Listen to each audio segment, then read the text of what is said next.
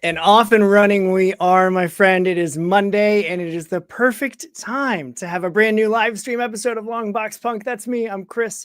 I'm the Long Box Punk, and I am joined by my Instagram pal, Dave. Dude, thank you so much for hanging out with me. I'm so stoked to talk body horror and gross, heavily detailed, gory comics with you. Thank you. I am excited for that as well. Thank you for having me on the show, dude. I am so excited to meet you, like actually talk to you now. Like Right. Not just comments on each other's posts. Yeah. So we're gonna get into Vein, which is your body horror comic. We're gonna get into all sorts of reasons why horror is the best genre that there is possible. But as a comic podcast, we gotta start with an origin story. So, like, what's your origin? Like, how did you get into comics? How, like, when did art start for you, and what led us to having Vein 1 and soon 2 and 3 on Kickstarter? Hint, hint, in May. Like, how did we end up here? So I would say really, really young. I don't know where it came from, but probably the first comic I got into was that weird 2001 comic. It was 2001 Space Odyssey that Jack Kirby did. Did you ever remember? Did you ever see? Actually, I thought I had it, but I don't have it around here. I was gonna say, if you just happen to like pull it up right now, I will be amazed. I know I have it somewhere. I was looking at it earlier today. Oh, damn, I do have it. Hold on. That's awesome. I do. It's this guy right here. That's so good. Yeah. These are so weird. I don't know if you've ever read these. There's some of the weirdest books ever, and they're so strange compared to like the movie. Anyways, I don't know where it came from, but it was the first memory of a comic. And then I would say that me and my brother, like every other kid in the 90s, got into the X-Men cartoon. And then that got us into like we started dipping our toe into like X-Men comics with like Jim Lee. Yep. And then Image happened, and that was it. I was into comics. I was like, because Image was dark and violent, and the artwork was the best, and whatever. And so that was it. Like Image Comics kind of got me hooked in. And then I don't know, like I got into high school and I was too cool for comics for like a little while. And then I got into like, indie comics and alt comics and things like that. So I started getting into like Daniel Clowes stuff and Charles Burns and the Hernandez brothers, like all of that, like, kind of, in alt comics before they were huge guys then. Yeah. And then, I mean, I've always kind of stayed interested in comics. I would say that like, probably like, I kind of like, took a little bit of a detour and became I became like a software developer. And I really like that, but I always stayed working on comics. And then in 2019, I started working on comics more serious again. And I was on a book for, it was like 3 years, and I only got 9 pages done. And I was like, I need to figure out how to make something so I can actually finish it. I was like, at this rate, I'm not going to have a comic done for another 10 years. Yeah. So I went ahead and I was like, I just need to do like a small 8-page comic. I'm going to choose something that like I actually know and care about, which was like horror. The other comic was not that. I was like, a smart comic or whatever. And then I hooked up with like this dude named Hans. We started working together. We made 8 pages, and then we made 16 pages, and then we made 24 pages, and then we made 40 pages. And then we had a comic, and that was that. That's awesome. Yeah. It was a lot of fun. Like it just kept growing. It kind of grew organically. A lot of it was messy. We didn't know what we were doing. We hadn't worked on a team before. It was kind of crazy, and we made a lot of mistakes. But eventually, we kind of, got everything kind of worked out. And now we've got, we're getting ready to launch that next Kickstarter. We've got issues 2 and 3 coming out, plus a bunch of other side projects and all kinds of stuff that are coming out of that. That's awesome. Yeah. And I was kind of like, one of the things that leads very naturally into like, what's it like as an artist working with a colorist? and like a separate writer even that's taking on the tale that you've got that you created and you came up with, and then like trusting those other people to like see your vision through. Is that like how is that feeling for you? I would say it was really hard, and it took me a while to just like trust, my colorist or my writer or my letterer, or whoever I was working with, Yeah. just to let them like do their thing and work their magic and let it be. I would say that like I still tinker with things, but I'm very like transparent about like I'm like, hey, dude, I'm gonna tone down the color a little bit on Mm. this, or I'm gonna turn it up a little bit right here, and I still tinker with things, but I do my best to kind of just stay out of the way and let them do their job, and I do my job. Eventually, I'll be fast enough that I can do everything, but until that day, we've got to kind of like team up and get things done. Like that's kind of like we're all kind of like on the same page. Like we got to figure out how to get things done before we're old and we Yeah. die. Right, right. There's no greater time than today to make the thing. So like just make it. Yeah. Which I totally love. But so okay, so where did the idea for Vane come from? Because there's a couple things specifically that I want to ask you about, but for anybody that might not know or hasn't perused your Instagram profile yet, what like give me like what do you tell people when you're working a convention and they're like, oh, that's a crazy looking comic, man, what's up with that? Like what do you, if I'm So that guy, what how are I you would selling? say I would say what really like I just have been a fan of like body horror for a long time. And when I was working on that previous book, the one that I like miserably failed on, where it took me 3 years to do 9 pages, the drawings that there were drawings in it where I kind of uh, like I like would turn. It was a autobiographical comic, and I had turned my face into other shapes. Like I had done these like abstract drawings, and I had like personally when I saw them, it gave me like a weird reaction.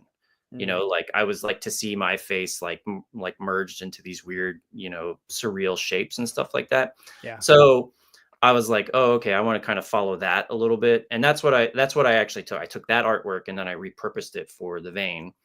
And then, I started drawing the actual like I started like working on the character, and at first it was like worms that were coming out of his face, and then it turned into like tentacles, and then the tentacles started getting heads. And every time I experimented with a lot of different things, but every time I showed this stuff to people, it just got the biggest reaction out of people. Like people were like, like my mother-in-law was like, I don't want to look at this, don't show me this stuff. Like it's great that you're doing art, but I don't ever want to see it again. And it was just like, it was one of the first times that like I got that type of reaction out of people. And like I was getting it, like I was feeling it and they were feeling it. And so I just kept like kind of chasing it. And like it just turned into a story and it turned into this whole thing. And I don't know, I honestly just kind of let my imagination go. And like any idea that I liked, I just put in the book. And that's just where it went. That's how it was. That's awesome. Yeah, Yeah. I definitely like um the, the like art should evoke emotion thing.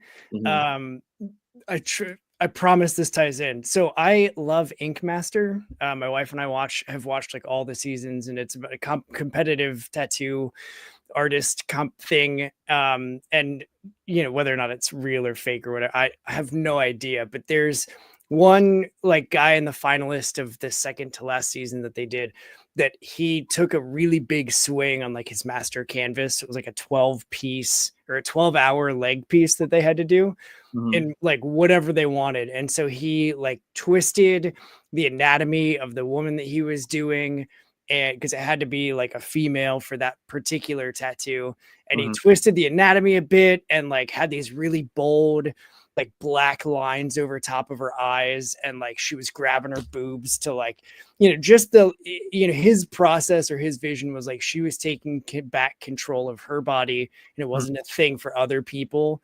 And Mhm. like all of the judges had this very like, technically it's really good, but I don't like looking at this. Like, ugh. And it was just this like guttural thing that I had Mhm. never seen other people have a reaction to artwork before, Mhm. and they were talking about art as like in general, as like as a piece of art. It's Mhm. incredible. Like we're all having these reactions, we're having feelings, we're talking about it. Like that's the purpose of art. And I was just like, oh, I don't know why I've never thought of art that way before, but like that makes so much, yeah, like there's some artwork that I've seen that like, and I've gone to like Claude Monet displays, and I've gone to local art museums and whatever, but I've never had anything like grabbed me. But Mhm. then when I think about my experience with comics, it's the stuff that's unexpected that I Mhm. look at and I just like sit and stare at and pore over. And I did that with I think it's one of your main like posters too, that like major splash page where he's like coming out of his body Yeah. and you've Yeah. got the different layer. It's just like, as I was looking through the book, I was like, I don't know and it starts black and white and then slowly introduces color. And then bam, you've got that page. And it was just like, holy crap. And it just like, I just sat with that page and like, was getting as close as I could, zooming up digitally on my screen and all that stuff. And I was just like, this is so freaking good. Like, it's weird, it's different. And I love it. Like, that's why I like it, because it's so different than a lot of other stuff out there. And so, like, looking at it made me wonder, like, did you study anatomy to like do that Oh, piece particularly? so yeah, I mean, I did study anatomy, but I used a lot of reference for the book. So, I still don't think that I'm like a great artist because I still look at stuff in order to draw it. So Mm, like, whenever I'm drawing something, I've got like a little picture off to the side that I'm like looking at as reference to kind of draw it. I'm not one of those like guys yet that can just like, zippity doo dah, a bunch of pictures of like perfect muscular structure or anything like that. yeah. I still feel like I'm kind of like in the learning phase of like drawing and stuff like that. Mm, But I mean, I did study art class. So I mean, I've got a basic understanding of like, how a spine should look and the rib cage and, all the bones and all that stuff. Um, I think one of the things that happened to me when I started working on all of this weird art is that like I had this reaction to it and other people had this reaction to it. But the other thing that kind of happened that came a little bit later is I got this kind of like nostalgia for kind of the old movies that I used to like. And it was a real weird thing to kind of see like old things that I liked come back to me through my art. And I thought, and that was one of the like really visceral things that happened. And it happened about it's got to be about 3 years now. Is like all of a sudden I was like, hey, this kind of reminds me, of The Fly or The Thing or Evil Dead, and it was like it opened up like these kind of like things that I hadn't really thought about in a few years. And so then mm, it started me like going out and buying all my old horror movies that I liked, getting, horror like statues and posters. And like it had this real kind of like change to me as a whole, like working on the project. It was mm. really, really a lot of fun. It was a lot of fun. That's cool. So I know you just mentioned three movies that I was gonna ask you if are in your top three, but like, what's the body horror movie that got you into that as like a subgenre of horror? So I think like I don't know if Evil Dead 2 counts as a body horror. I think it does. Mm, It's more kind of like a gore fest, but that was the one that got me into like effects and like, gross like weird tentacled things flying around and eating people and stuff like that. I yeah, think if we're gonna do like, strict body horror, it's got to be The Fly. I don't know why my parents let me watch it when I was a kid, right. but, like, I remember seeing that and absolutely loving it, but being absolutely terrified of that movie. And then, of course, like, I loved Alien growing up. Another thing I don't know why my parents let me watch. I loved, The Thing growing up. Hellraiser was really, really big.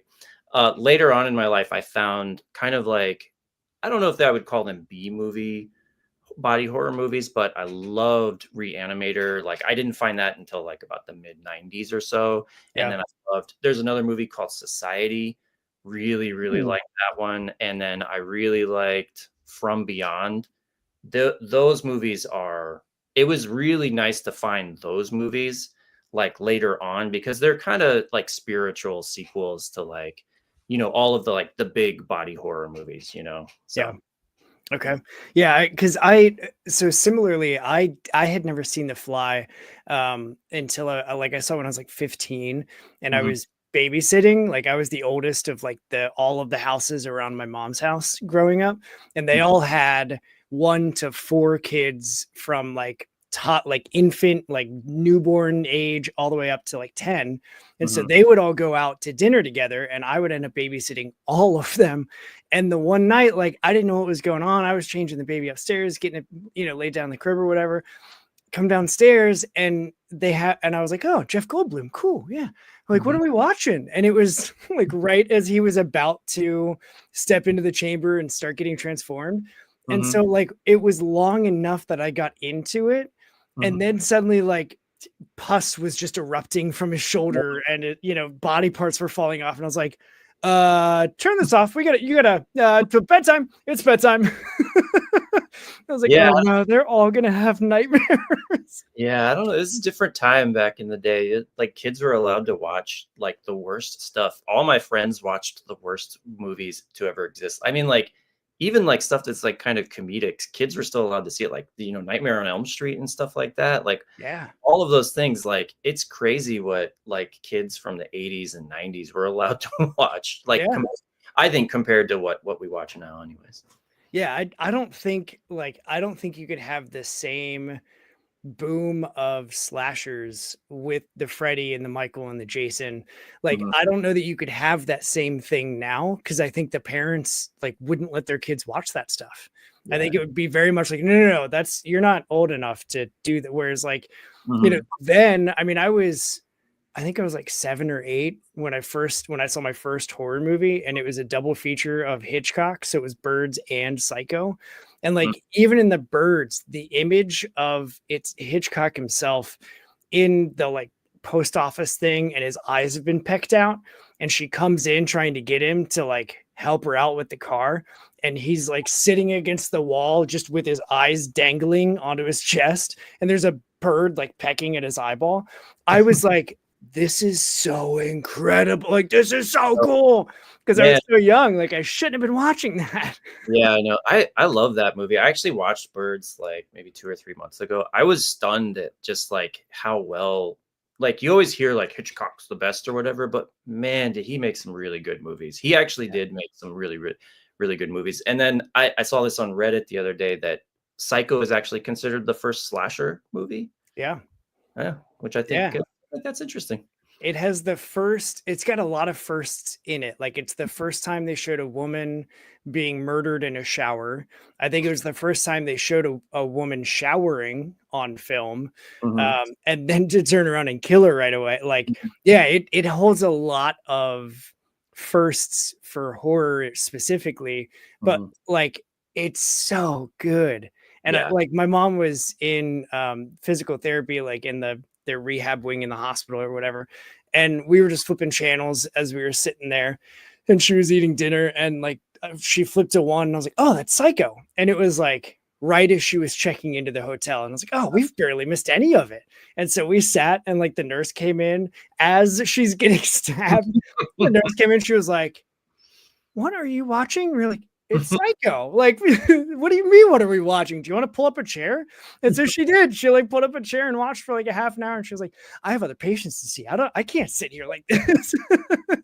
But it's one of those movies, like anytime it's on, I'm gonna stop and watch it, because not just because it was one of my first horror movies, but also because it's terror. Like, it's horror that happens in a regular, like, any time, any place type of setting where like everybody's been on a trip and they stop into a hotel that's on the roadside. Like, suddenly now there's a whole new fear of Yeah. hotels and the people that work at them. So like, Yeah, it's so it's effective.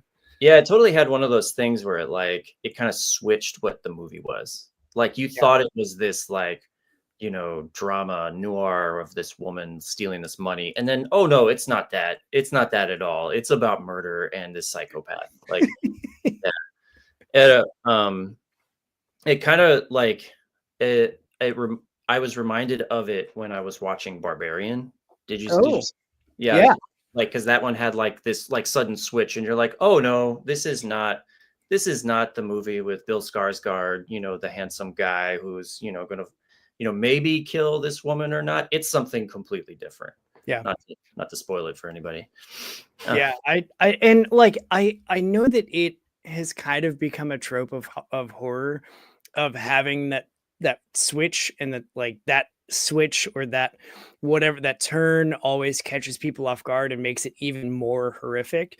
mhm, And I've wondered, because I watched so much horror, that I've begun deconstructing it, because that's my favorite thing, is just to like take a thing and blow up the process and examine every little piece. And I always wonder, like, would Psycho be as effective if it had been advertised and set up going into it like, yeah, this is a terrifying movie. And mhm, like, so then, because then the whole time in that the first, what, 15, 20 minutes of it, before you start wondering, like, what is he doing? Like, that whole time there's that tension, and you're just sitting there in anxiety. And that's how I felt when I watched, have you said Midsummer or oh yeah, Midsummer or whatever? Like, yeah, the reason that I love that movie is because the whole time until the last like 10 minutes is just like, why are these people crazy? What is wrong with these people? It's too bright, it's too colorful, it's too mhm, shiny, everybody's happy. What is happening? Like, I had that anxiety, and to have that teased out for as long as it is before you suddenly get the payoff yeah, was like even more effective than it had been, all at night, all dark, all like creepy people, whatever. So then it kind of leads into like what makes good horror. Like, yeah. as you're doing all of your artwork and creating the story for the vein, like, were you intending to push horror as far as you could? So no, really, honestly, I was just like, I really just wanted to have a book. I wanted to finish something that I would actually put up on my shelf and Mm, actually put it next to something that I want to keep. Like, I have this kind of like, goal is that it has to be something that I would see in a store and want to buy.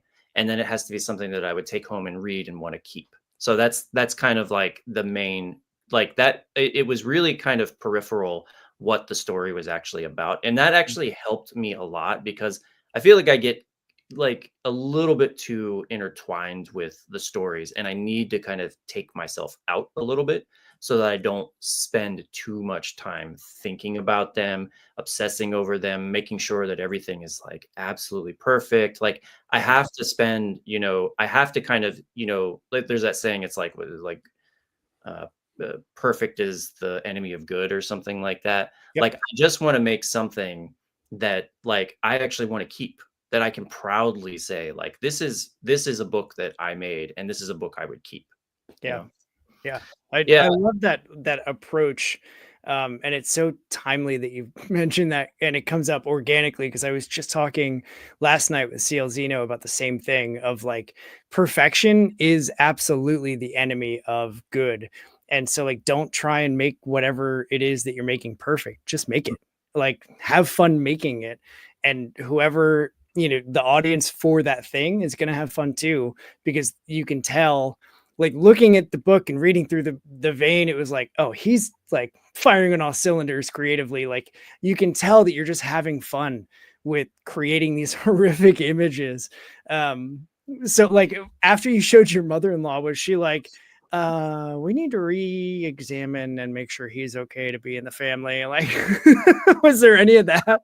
There were some conversations similar to that, but I mean, I think all in all, everybody kind of knows me now enough to know that I'm not gonna like kill them or anything.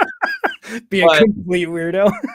But I definitely was pretty apprehensive about telling my job that this Mm, is what I do, I was a little worried that if they found out like I was making these weird, body horror comics, they might look at it. I think like if you take a quick glance of it, it kind of looks like mindless violence. I think if you actually sit down and read it, it's a little bit different than that. yeah. So, I mean, there hasn't been any real repercussions of it yet. So, but we're only on issue one. I've got like we're gonna do at least three more after two and three. So I've got plenty of chances to kind of, screw up my life. That's so good for you. I'm so happy. No, I don't know. We'll see what happens. I mean, generally speaking, I think the book is actually pretty. I think it's pretty tame. I think there's a lot of stuff that we don't cover in there. I don't think it's that hardcore. I think there's a lot of stuff like if you go to like the not safe for work section of Kickstarter, Yeah. oh man, there's stuff that's way, way, way beyond what we're doing. You know what I mean? Yeah. Yeah. Like that's where it got with the Saw movies Hmm. was the first one was so shockingly just like I guess honest about its brutality that it like felt like something new and unique and different. And then suddenly, because it was so brutal, then they were like, oh, well, let's go to Saw 74 and like just every year pump out more gore. And then it just became the like schlock, like gore fest that it is. But like that first one Hmm. was so good, like psychologically and the pacing and all of it. And then like once they left the like intentionality of making something good, and they're like, oh, people like blood, put more blood, get buckets of Yeah, blood, get a house of blood, who whatever. And yeah. like that's what I feel that some creators are out there doing with that not safe for work section of Kickstarter that I don't ever go to, because Mhm, it's just like it feels like you're just grabbing the attention seeking or the images that grab people's attention and that get their money, because the people that are buying those are tend to live in their parents' basement and are knuckle draggers, and we all know the tropes, and like it just doesn't feel like there's substance in a lot of those books, mhm, because it's like, oh, well, why do you have to have all the nudity or all the sex or all the like just ridiculous amounts of gore for no reason? Like, if it doesn't play a reason, why are you doing it? And that's why I tend to just stay away from all of that corner of Kickstarter. If it's for you, for anybody that's watching, like, good for you. I'm glad you enjoy it. It's not my thing. And like, right, that's where I'm at with it. But in the vein, like it does feel, because you're telling the story with all of these horrific images. It's not just like, look at these terrifying tentacle things for the sake of terrifying tentacle things. Like mhm. there's a reason behind it. And so like it was refreshing to see that as not just like a, oh, I would stop if I saw that poster at a con and be like, what is that? I think it's like it's a little bit of a balancing act because, I Yeah. mean, I'm not gonna lie, there's some pages in that book where I was like, "You know what? I'm just gonna have some gory fun on this page," right? Like, Yeah. I was just like, it works for the story, it makes sense for this moment in time. Like, I'm just gonna unleash, what's gonna happen at this moment in time and just let it play out and let it do whatever it wants to do. But at the same time, like I can't just like create something that's just that. Like it doesn't play with me, it doesn't work with me. Like it like it won't leave me fulfilled, and that's not really the content that I like. I mean, Yeah. don't get me wrong, there are some comics out there that I have just bought just because it's just bloody gory, mayhem in them, and like I'm fine with those. But inevitably, those comics don't ever make it to like my keep pile. Mhm. Eventually, I put them somewhere else, and then eventually I trade them in and do something or something with them. So it always like it was something that I was very conscious about myself. Like I don't think there's anything wrong with like liking big booby gory comics, but I think like for me personally, like what I want is something with a little bit of substance and a little bit of story and something that hooks me in and has a reason behind it. Yep. Yeah, I feel the same way. But like similar to you, if it's a Saturday night in October and Mhm. it's 1 a.m. and I'm still awake and the wife's gone to bed or whatever, and yeah, this is setting me up for disaster.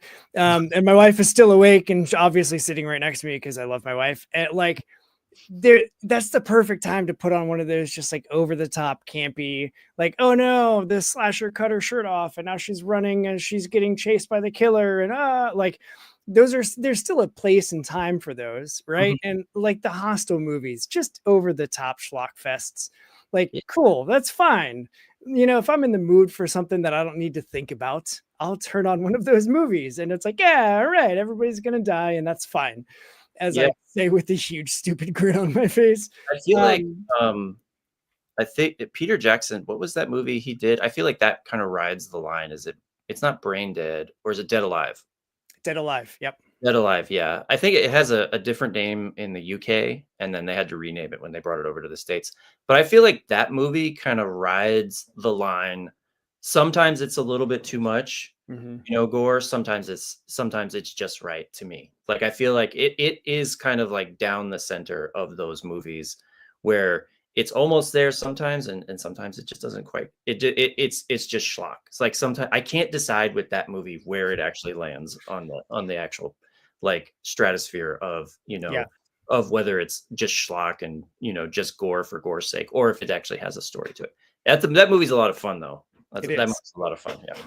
Yeah, I went through a couple years ago. I was like, you know what? I'm gonna watch like the first movies from directors that now are like huge. And just similarly, James Gunn just posted a set picture from Slither, because it's Michael I haven't Rooker's seen birthday. Slither. I haven't seen Slither. It's been recommended to me so many times. It's worth a watch. I honestly don't remember much at all about it other than like, oh, that's gross. And like I had that reaction several times. Mhm. Um, but like it had completely slipped my brain. And then James Gunn on Threads was like, hey, happy birthday to Michael Rooker, and had a set picture of him sitting in this like full body covered Mhm. blobby grossness set piece thing with like the other actors that were filling in, just like, hey, everything's great. And you can barely even tell that Rooker's in the picture because the SFX artists are like doing makeup and stuff. And I was like, oh, yeah, that was a really good gross movie. That was James Gunn. And it like, I had no idea. And Yeah, so now I want to go back and watch it after seeing that post. And now, especially talking about it of like movies that just, because it's, if you haven't seen it, it's worth just for the like it was. gross. It wasn't streaming anywhere. I couldn't find it streaming anywhere. I looked for it a few months ago and I couldn't find it. Mm, Speaking of directors, like first movies, I think James Cameron's first movie was Piranha 2. what? I think James Cameron's first movie was Piranha 2. That's And awesome. I think he's disowned it and had his name removed from it now at this point in time. Of course he has. Well, he's busy in New Zealand or whatever, doing whatever he's. I don't even know what he's doing. But yeah, see, another recommendation. Slither is great. So, but yeah, I watched Del Toro's very first movie, like period. Mhm. Um, and that was very, I don't even remember the name of it because again, I watched like every October I found a list on a subreddit somewhere of like watch a movie from every decade and watch a movie from these genres and with this specific thing in mind. And one of them was like the first movie from a horror director. And so I was like, well, I love Del Toro. So like, what has he directed? And I went back and I found it, and I had to pay for it on Prime, but I was like, I don't care. Like it's Del Toro and I've never seen this movie. And now that I'm saying all about it, I have Google. So I'm gonna Guillermo Del Toro. Perfect. And there Yeah, we go. I really liked Cabinet of Curiosities. Is that what he did? Yeah. Man, that was so much fun. I hope they do another one. And he's doing Frankenstein next, right? He's got a Yeah. Frankenstein coming out. That's gonna be awesome. I think that's gonna be great. Yeah, so he did a movie, perfect filler right there, by the way. Mm. He did a movie called Kronos in 1992, Oh, and dude, I've seen Kronos. It's great. it's so good. And Yeah, I didn't know it was his first. That's a good yeah, movie. yeah, Yeah. and I would like that. It purely was because his name was on it. And I was like, I don't know Mhm. what to expect. And then it gets into it, and you're like, oh, this is, oh, all right, Yeah. cool. Like it's, I actually watched it by mistake because I thought it was. I don't know how I got it mixed up, and I'm guessing it's the name, but I was looking for the David Cronenberg movie called Naked Lunch. Have you ever seen that? I haven't. Oh, that one's so weird. Okay. That's a weird one. It's got, Peter Weller, the guy who played RoboCop in it, Yeah. and I'm not gonna give too much away. It was post Fly, I think, and Okay. it was post RoboCop, so they were both, like, on a high, and Mm, I think it's a Burroughs story that they adapted into, like this. It's a totally bonkers movie. It's so bonkers. It's Very really great. Though. It's got the only thing I'll give away is it's got giant talking cockroaches in it. amazing. Fantastic. I'm in. Say less. Perfect. Naked Lunch. I'm gonna look that up. Yeah. So like that was every year now. I do that massive list of stuff, and last year I had 85 movies on my list to watch in 30 days. So I was like, I'm gonna start watching these in August, and then it inevitably bleeds into November, and then the horror that's also holiday themed. Like we watched Thanksgiving on Thanksgiving, and Mhm. then all of the Christmas horror slashers that are out there. We watched those throughout December. Did you see the David Harbour Violent Night movie where he's the like saving a family at Christmas time dressed as Santa? No, I didn't. I've been meaning to watch that one. It looks good, and it's one of those things that keeps getting recommended to me, and I just don't do it. Yeah, it's not so much horror. It's for me, for my twisted person. Um, I thought it was more like a dark comedy action movie. But like a lot of people die in very entertaining ways, and that's really all you need, right? Yeah, that's it. So, Yeah. all right. So another thing I was going to ask you about is on your Instagram, you've got like posts that are vein days, and then you've got some, I wrote it down. What's the other one? The daily disgust. Uh, Oh, okay. Yeah. Tell me So about those. okay, so I'm working on a anthology, and it's going to be called Symphony of Disgust. And it's just going to be a body horror anthology. It's going to be black and white. And so Daily Disgust is kind of like one of the exercises I wanted to get into is I wanted to get into writing more and writing more regularly. And Mm, that's what Disgust is so I'm like writing short form stories. So they're like half page, 1 page, 2 page. And so I wanted to get in the habit of just kind of writing every single day. It's or not every single day, whenever I have time. And so I wanted to get into the habit of, being able to actually tap into ideas and get stuff out, and mm, then I wanted to like work with other people too. It's another thing. Like I wanted to see my scripts turn into art and see what the problems are with my scripts, right? Like I wanted to mm, see like, hey, like, dude, I can't do all of this inside of a single panel, or, this needs to be spread out and more, it helps me understand like how scripts are supposed to be written and how to better write them just for myself too. yeah, And that's so awesome. yeah, anyways, I think right now I actually have um so there's going to be 12 stories that are written. I've already lined up um 2, 3, 4 artists for it. And then I'm going to be looking for other artists to kind of contribute as well. So everybody's going to contribute about up to 10 pages to the book. I'm going to predominantly write most of it. So I'll write like probably half, and then I'm going to write and draw 2 or 3 stories for it. And then I have another Mm, writer that I'm working with and other writers that I'm working with who are going to help do the other stories. that's cool. Yeah, yeah, super excited. I want to do a bigger book for I want to do a bigger Kickstarter book. So it's going to be at least 150 pages. We might get into like 180, and then I'm trying to get like a couple of like big name comic people to kind of contribute stuff to it. I don't know if I'm big enough yet, but they're at least talking to me. So, I won't mention their names yet, but they're at least talking to me and they're kind of interested in it. So we'll see if I can get them. That's awesome. Yeah, yeah, I'm I excited. love the intentionality of that, of like being an exercise to do. Because people always say, like, if you want to be a writer, just write, but like write all the time. And it's like, yeah, but like, what does that even mean? So for you to take it that next step into like writing these short horror hits, Mhm. that's so smart. Like now I want to try that and see if I would be able to do that too. Because it's just a good, you got to get reps and you got to practice all the time.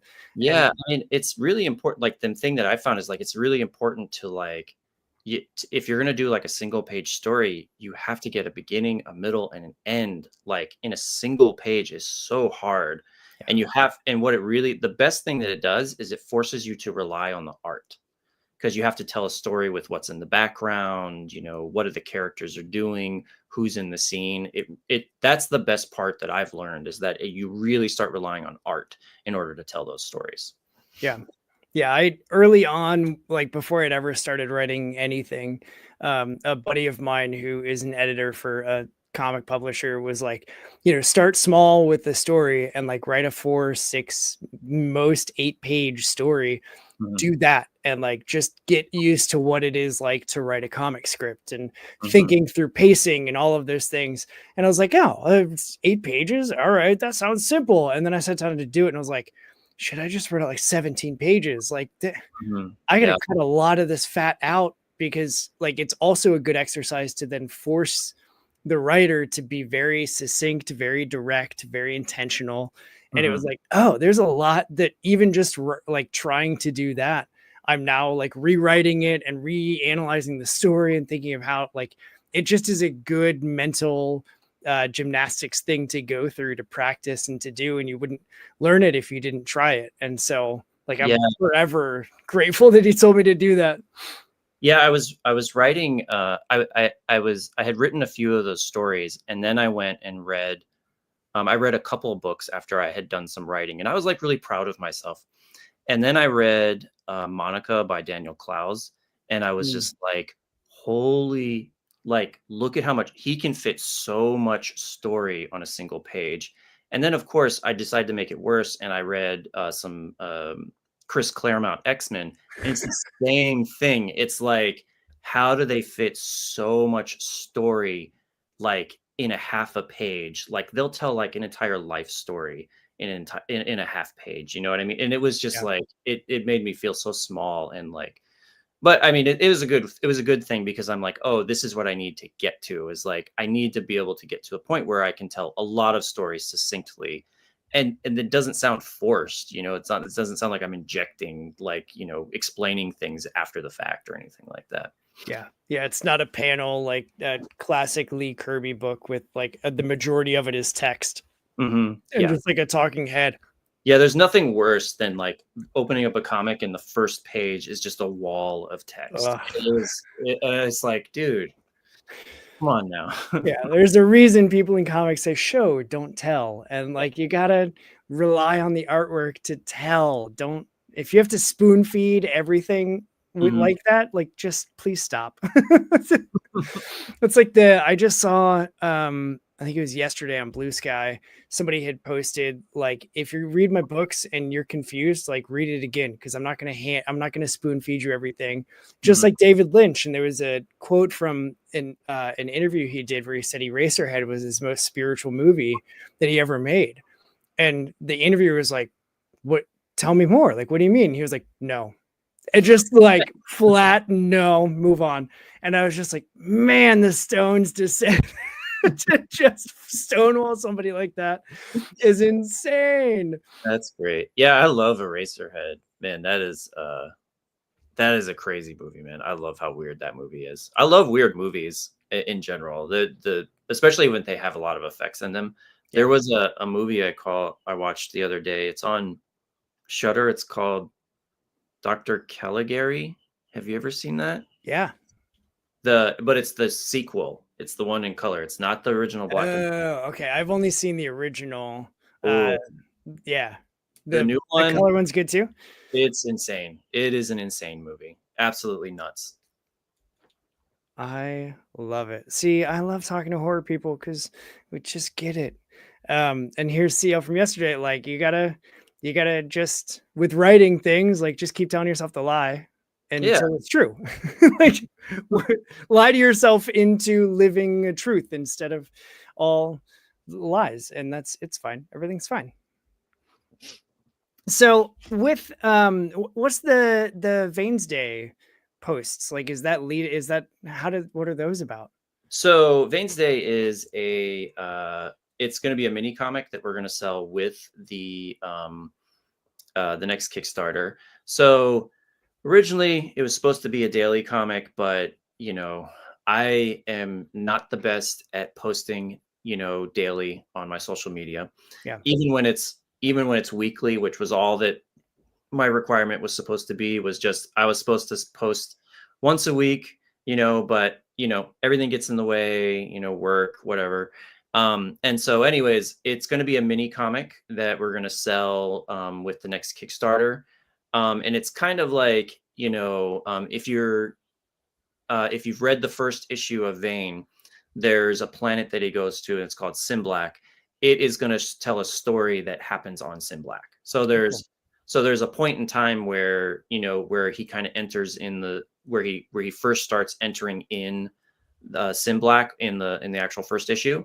There's a whole story before that happens, and it goes nuts inside of there. So that's kind of it's just going to be an extra mini comic that's going to like add to the kind of like the lore and the world of Sin Black and all the stuff that's in there. So that's where that is right now. That's cool. And you mentioned, I think I mentioned up top, but you're planning issues 2 and 3 to launch at some point in May. Mhm. What's the best way for people to keep up with is it through your Instagram? Yeah, so right now it'll be Instagram, but I'm pushing to be into pre-launch this week. So Oh, cool. that's what I'm going to focus on tomorrow is just finishing up my pre-launch page and getting it approved. As soon as it's approved, like that's all anybody's going to hear from me is just go to the pre-launch page, sign up. I need to get my numbers up and whatever. But yeah. So it's the goal is to get it into pre-launch this week, and then it's either going to launch the 9th. The actual Kickstarter is actually going to launch on the 9th or the following week of the 9th. So it'll be one of Cool. those 2 days. Yeah. Awesome. And I've got your Instagram linked below so that Mhm. it's super easy for people to find you, follow you now, so that when the pre-launch gets approved, they can get blasted with all of the campaign Kickstarter stuff that's happening. Because I know that grind is super real. I've also got your Big Cartel link Mhm. in the description. So if people missed out on the Vane issue 1, they can go to your cartel page and pick up the issue. You've got 2 different t-shirts, which are super sweet. You've got a poster, like all sorts of goodies on the Big Cartel, which is linked in the description below. 2 taps and you're there. It's super simple for people to find it. No excuse not to. Yep. Those are the housekeeping parts of it. And so, okay, so you've got 2 and 3. Like, is it more daunting working on 2 issues at the same time? So there's kind of a window for Kickstarters, and like once November hits, you've kind of missed the window for release in that year, and we just couldn't get 2 done in time. So we got close, but we didn't finish it, and so then we just decided, okay, let's keep working and see if we can get 3 done. And we were actually supposed to launch in April this year, but we were so close to getting 3 done. So we're like, all right, let's just wait a little bit longer and we'll go ahead and get 3 done. That way we can launch both issues at the same time. So that's kind of where that happened. So all like logistically planning Mhm. more so than anything else. Yeah, because that November lull for Kickstarters is something that I have heard quite a lot about, Yes. where it just like everything dies in November on Kickstarter. Yeah, I heard. Yeah, I know a couple guys that launched in November and December, and it was a slow campaign. It's like the holidays hit and that's it. Nobody cares. They're not really interested in it. I Yeah. mean, maybe if you have like, I don't know, a Thanksgiving or a Christmas themed book or something, maybe you could pick up some traction, but a body horror comic for Christmas, I don't know. I don't think that's really going to do so well. You don't think people want like tentacles popping out of their I do. I want body horror. I have a list of my Christmas list is nothing but like body horror movies that I want to add to my collection, but I'm a weirdo. So I had mannequin heads on my Christmas list because I've got several masks that I'm like, I don't want these to get flat and get gross. Like I want to have them properly displayed. And my wife's aunt and uncle bought me one just to ask me, like, what are you doing? Why did we just buy you this head? I'm like, let me tell you. And also, like, I think we might have a new like oh, online gift exchange Frankie of here. This is my dude. Hans Fink. Do you see him? Yeah, Sorry, he's the colorist. that's the Fink. The Fink. The Like Fink. Howard Finkel, man. No. Yeah, I think an all body horror Christmas would be super fun. And you could absolutely do a themed, like launch it in July so that it arrives to people's houses in December. Come on, it's Let's gold. let's do it, man. Come on, you and me. Come on. Think in on it. Perfect. Yeah, because I can't draw my way out of a paper bag yet. I'm working on it, but it's not nearly there yet. But yeah, that would be super fun. So you're also, as if you didn't have enough going on, you also are getting like you're posting animations. What, tell me So about those. yeah, so I am working on an animated short. I've been working on it for a couple of years now. I'm not actually doing the animation, so I'm just Okay. writing and directing it. And like it's all, based on my art and story and whatever. But it's really, really expensive. Whenever I get a little bit of extra money in, I get some animation done. It's really, really close. It was it was almost close enough that we were going to be able to have it be part of the Kickstarter, Mm, but it's just like in order to finish it, it's going to cost too much money. So we're probably going to launch another Kickstarter just for that. I don't want to like get it like kind of intermingled too much because then it would raise. I mean, like the next Kickstarter, the goal is going to be like I don't know $2,000 or something like that. yeah. In order to get the animation finished, I'm probably looking at like 7,500 or $10,000 in order to get it done. So I just didn't want to put that on, issues 2 and 3 of the vein.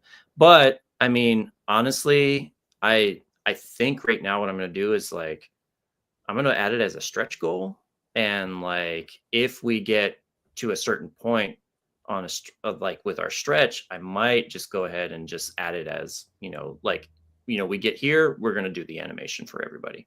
Yeah. That's awesome. Yeah. What made you want to do that? Um, I did some claymation and stop motion animation when I was in high school, and I loved it. So super nerd in high school. I collected toys. And one of the coolest things that we did is me and my buddy at the time, we used to take our toys and we used to actually make stop motion out of them. That's awesome. And we did this really, really awesome one of the Max, basically chasing down which were those little like white marshmallow guys, and Yeah. like squashing it with his foot. And I've always been into animation and kind of working on it. And like I studied it a little bit in college. Like I did a little bit of like cell animation and did some 3D stuff and stuff like that. So I've always been interested in it. And I don't know, it's just something I want to do. And if I have a little bit of extra money that I can throw at somebody to like put together a little bit of stuff, I'm going to do it. Like it's better that than buying like, I don't know, like a PlayStation 5 or a TV or something. At least I get something out of it and I can actually look at it and, think it's awesome. But yeah. So eventually I am going to have like an animated short, and then, we'll see where it goes. Like maybe people like it, and I don't know how animation works. Like, do I have to like submit it to festivals to get like awards and stuff? Ooh, I don't know how yeah. it Yeah, I don't know how it works. I'm just kind of making the animation and seeing what happens with it. So I do know, speaking of submissions, one of my favorite horror factoids is Damien Leone, the guy that did the Terrifier movies, yeah. submitted the one, I think it might have been the first one for like Oscar consideration. So like the panel had to watch it to see if because they have to like watch all the movies and then judge based on that if it's going to win an award or whatever. And Mhm. so he submitted that for how they are called, like to watch this very ridiculous clown murdering people. Yeah. Yeah, those movies are they're something else. They're a different breed of slasher, I think. I haven't seen the third one yet. I haven't I heard it's either. better. I heard it's better, that it's got a little bit more story, but that it Mm. was too long. That it's too long. So I haven't seen it yet though. Yeah, I do think that especially with those like very extreme slasher and gore fests and stuff, like I love horror, Mhm. But even I have my limit of like, okay, we get it. Everybody's dying in a very gory fashion. Got it. Yes. Can we just end the thing now? Like it's just it gets to a point where it's too much in some movies. Yeah, And I mean, I like them. I don't know how much I rewatched them though, so I definitely yeah, like them. But that's kind of the thing is like I want something that I'm going to rewatch over and over and over again. You know. yeah. Yeah. And I love earlier that you mentioned that you want to create a book that not only you want to see and you want to read, but that you want to keep on your shelf. Like what are some recent books that you've read that you're like, this one's definitely staying with me and I'm keeping this one and putting it on my shelf? So this, which is a John Romita Spider-Man. Yeah. It's an artist edition. I mean, John Romita is already good, but this was when I saw this, I saw it on sale at a comic shop. Yeah. I just blew my mind to actually see like this. Like I love to see the like artwork in this because you can see like the pencil work in it. Like the story is like just a normal Spider-Man story, but the artwork for it like blew me away that you get to see like the pencils and like the mistakes on it. Like you see where they used whiteout and they had to draw That's over cool. top of it. Like it's just it like when I saw this was like like I immediately saw this. I was like, I had to have it. It was on sale. I was like, I like to save money. I really liked it. And then I took it home and I've been a little obsessed with this for a while now. So I love um yeah, and then I would say probably I don't have it in here, but probably the next book, like more contemporary, is Death of Power. I don't know if it. you checked that out yet. It's by Kurt Durbuck. Yeah, so it's a like fictionalized or no, it's a parody of the death of Superman, but Okay. it's very not safe for work. So Got it. artwork is beautiful. It's got great use of color. The drawing is very very competent, and it's it might cross the line sometimes into a little bit too much, but I think it kind of straddles that line most of the time. It's really really well done. I mean, I'm definitely going to keep them all, and I love the production on them too, like the way that they're printed, the paper that they're on, the size that they are. It's a solid book. Sweet. I will definitely look that one up. Checking. Oh, the last thing that I wanted to call out, and then I have two more things, so it's not really the last thing, but the last thing that I wrote down was the fake ads that are in the vein are just like That's chef's kiss, man. that's the Fink, man. That's the Fink. He Is did the that Fink. is that So all him? yeah. It's all him. I only take credit for the good ones. So it's great that you mentioned that because let me see if I can let me pull it up real quick, okay? Yep.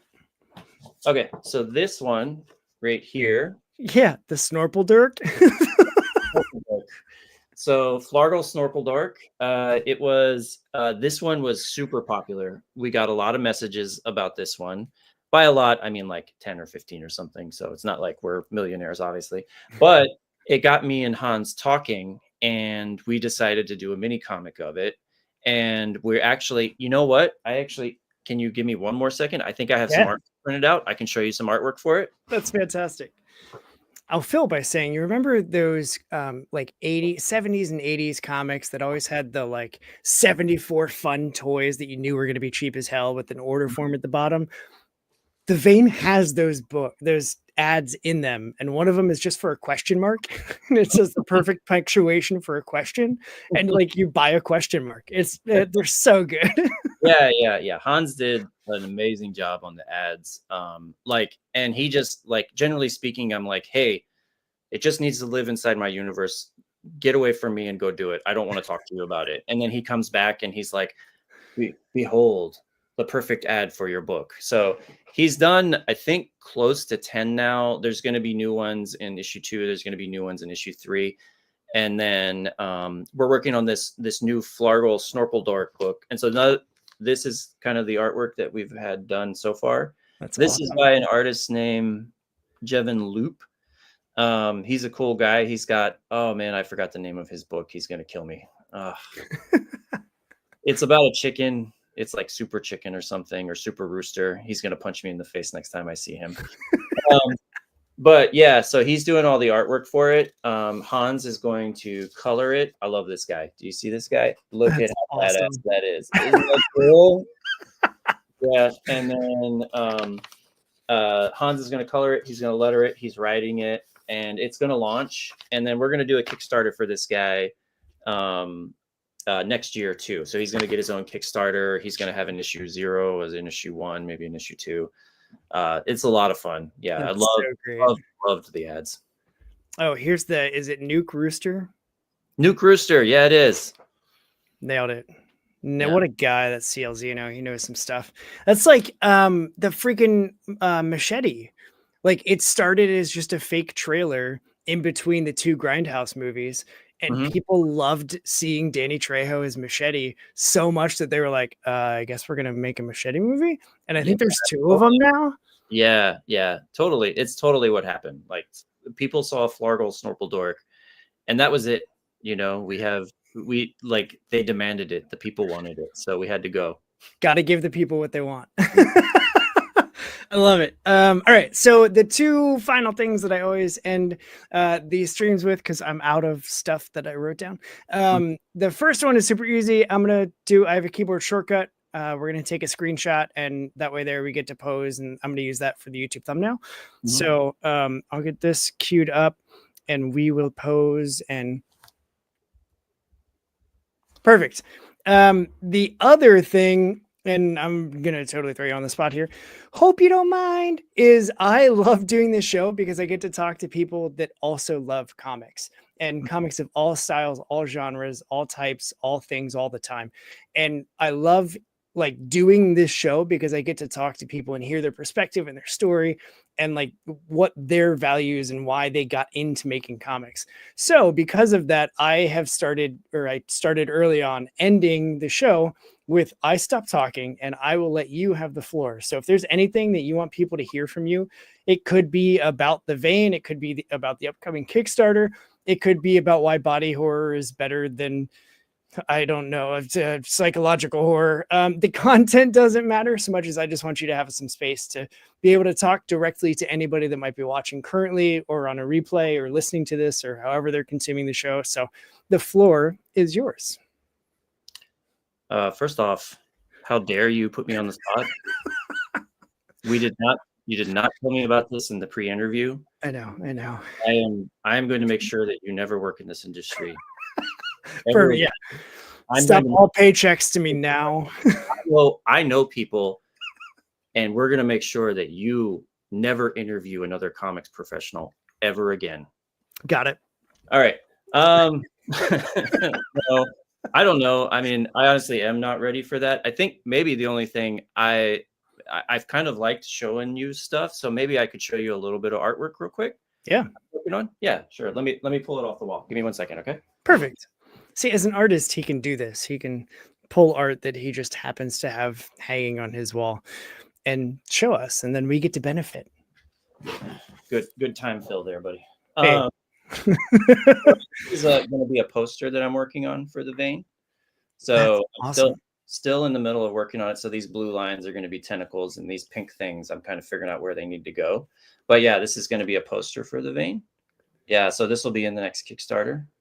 And my printer started printing everything like really, really pink, but this is still pink, but it's not supposed to be this pink. But anyways, this is going to be the cover for issue 3. I'm almost done with it. Oh, cool. I don't know if you can see it, but yeah, that's going to be the cover. That's awesome. Thanks. So it's not going to be that pink. It's going to be like is it more like a blood red? No, it's going to be pink, but it's kind of, the pink is way oversaturated here. Okay. And so it'll be a little bit lighter and not as pink. Yeah. Cool.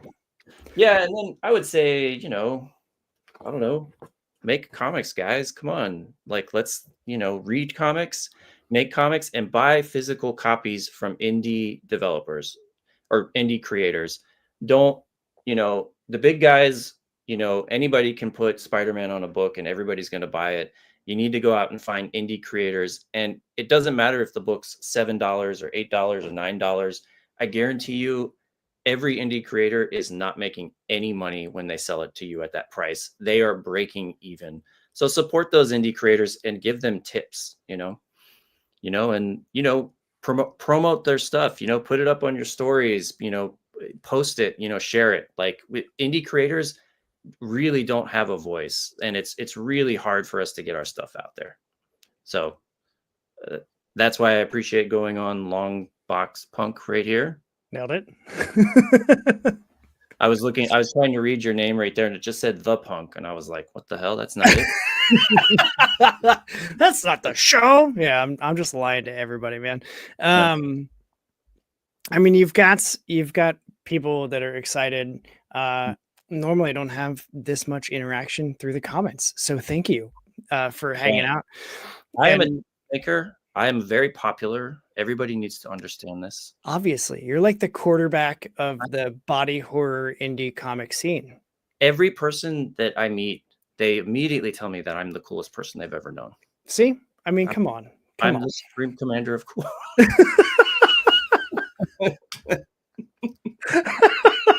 I love it. That's a fun way to end this out. I agree 10,000%. Like, just support indie because it's the indie people that are pouring their blood, sweat, tears, heart, and souls into the stories that they're making. And like, you can tell when you read an indie book that it's got that heart that isn't just, oh yeah, cut, copy, paste, Spider-Man is heartbroken. Cut, copy, paste, Hulk is angry. Like, there's so much more heart in indie books. Also, as somebody that like grew up on X-Men and will forever be an X-Men fan, I love reading indie books because it's unexpected, it's something new, like challenging what a comic book should be conventionally. Like, those are the moments that I think indie comics really win. And so super big fan. Love all of the things that you're doing. I knew that this was going to be a fun chat. And we'll be talking again in May. Yeah. And you're going to have to think that time. Perfect. Great. That was my next, like, while he's here, just get him. Cool. Awesome. That'll be a super fun time. We've already got that locked in. So whether or not it's launched or not, because I don't remember what date it is, but we'll have you back and we'll be able to talk to the Fink, and I'll be able to put a face to the, whatever they're called, the little circle thing. Really good with words. Okay. That's why I started a podcast. I don't, but thank you for hanging out with me, for sharing your book. Hang out after I end this. I got logistics for you. But for everybody else, thanks for like being interactive on the comments and in the chat and stuff. Like, that makes this way more fun. And like, if you liked it, share it and tell your favorite horror fan that this happened, and then maybe they'll discover the show, and then maybe we can all prove Dave wrong, and I'll continue interviewing indie creators. Thank you very much. But this was a blast. I had a really good time, and I look forward to chatting more with you in the future. But for everybody else, what's a good podcast without a good tagline? This one's mine. Go do what's good for you, punks, and read some indie comics, because we are out of here. See ya. And then we end it.